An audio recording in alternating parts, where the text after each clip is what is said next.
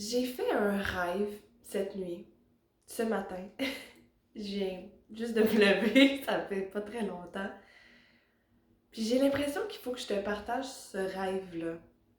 Qu'il y avait des messages là-dedans pour moi, mais pour le collectif. Fait que je m'assois vite fait comme ça en pyjama pour te conter mon rêve. Je vais te conter juste la dernière partie en fait. Euh,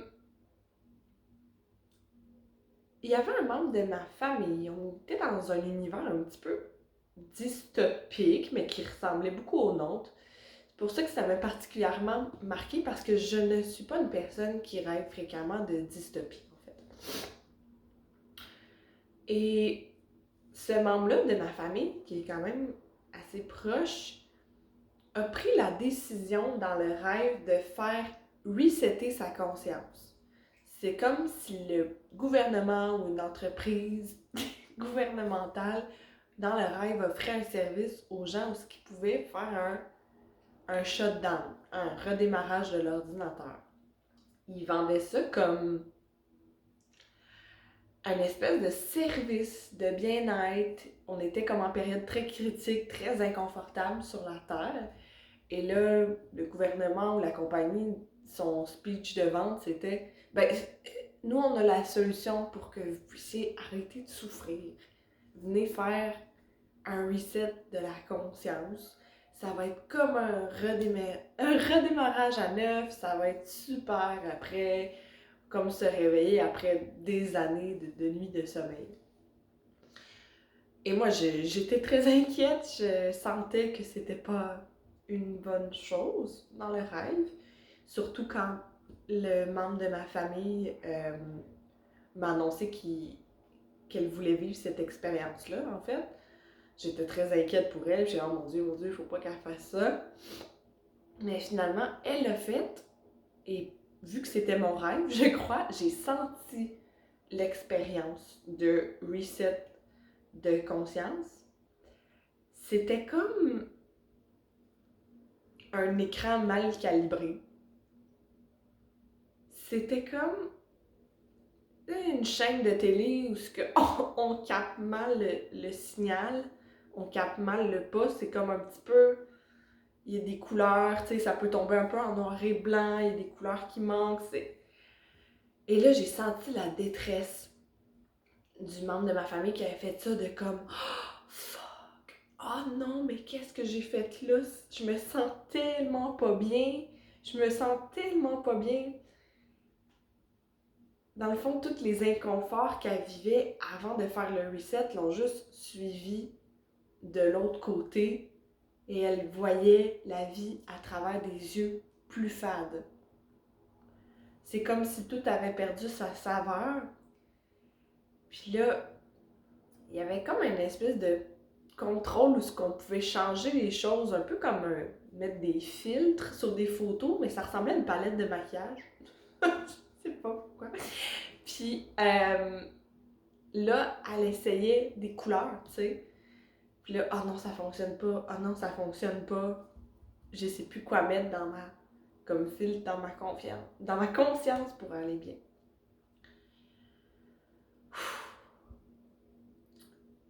Moi, ce que ça me dit comme message là-dedans, c'est prends soin de ta souveraineté. Peu importe n'importe quel système, n'importe quel produit, n'importe quelle loi, n'importe quoi qu'on te propose, qu'on dit je vais te prendre en charge, tu ne souffriras plus. Quand tu vas faire ça, tu vas te sentir bien après, ça va être fini. Méfie-toi. C'est mon conseil qui vient de mon rêve de cette nuit. Méfie-toi parce que ta douleur, même si elle te fait vivre beaucoup d'inconfort, elle t'appartient. Elle t'est destinée pour que tu puisses la guérir et qu'elle devienne lumière, qu'elle devienne le potentiel créateur de quelque chose dans ta vie. C'est une fréquence que tu as accueillie en dedans de toi pour évoluer. On n'est pas obligé de vivre avec notre douleur toute notre vie, mais si on la transforme pas, si on la guérit pas, elle ne pourra jamais disparaître. C'est sûr qu'à première vue aussi, le rêve peut sembler comme une espèce de critique de l'intelligence artificielle ou quoi. Puis ça l'est peut-être à un certain niveau. Moi, je suis une personne qui ressent beaucoup d'inconfort avec le AI. Par contre, je suis persuadée que c'était pas vraiment ça vraiment le fond du message, le fondement du message. Et je suis persuadée que plus on va élever notre conscience, puis plus qu'on va évoluer en tant qu'humanité, et plus qu'on va pouvoir se servir de ces outils-là comme les AI d'une façon éthique et d'une façon lumineuse. On est peut-être en transition, on n'est pas vraiment tout à fait rendu là, mais je suis persuadée que le problème ne vient pas de la technologie en soi, mais de la façon qu'on l'utilise. Fait que c'était un peu ça que je voulais te dire ce matin. Ta douleur, c'est important que tu n'essaies pas de la camoufler, de la cacher ou de la confier à quelqu'un d'autre. À un système, à une substance, à peu importe quoi qui peut être vu comme un échappatoire, en fait, comme un raccourci. La douleur, il faut que tu t'assoies avec elle, que tu la regardes dans les yeux et que tu dises « Ok, je t'écoute. Qu'est-ce que tu veux me dire? » Elle va te parler d'un inconfort, d'un problème au niveau de ta santé physique, de ta santé psychologique, spirituelle, mais elle est synonyme, c'est un message, ta douleur. Prends le temps de t'asseoir avec pour voir qu'est-ce qu'elle veut te dire au lieu d'essayer de la mettre en dessous du tapis. Les humains de demain ont compris ça. On honore la douleur parce qu'elle est messagère. Et l'autre leçon de ce rêve-là, ou message que je trouvais important, c'est la souveraineté. Ta douleur est importante parce qu'une fois que tu la guéris, elle te permet d'être encore plus connecté à ton pouvoir personnel. Parce que tu te connais encore mieux. Tu connais tes forces, tes failles, ton potentiel, tes lacunes. Ça, il n'y a personne qui peut t'enlever ça quand tu connais ça. Tu es moins manipulable, tu es plus ancré, aligné sur ta vérité, sur le divin. C'est pour ça que c'est précieux.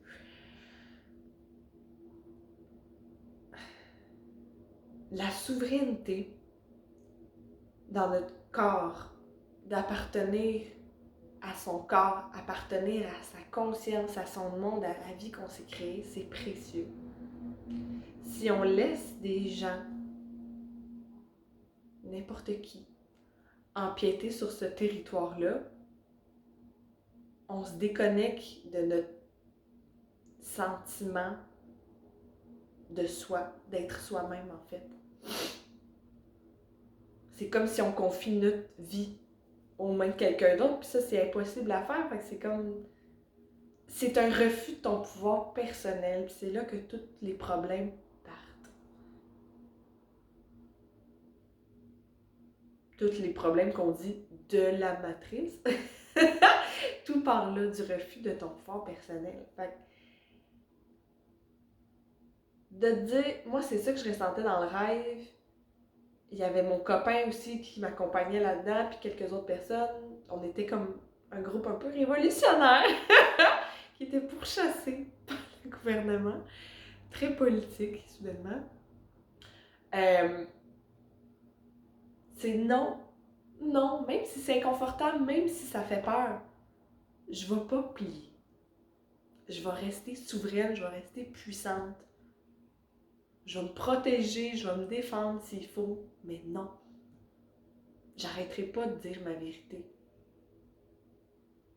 C'est important de se tenir debout parce que peut-être que ce rêve-là de nouvelle lune, en passant, nous dit que ça va brasser peut-être. Ça se peut que ça brasse dans le futur, dans un futur prochain. Mais il ne faut pas avoir peur.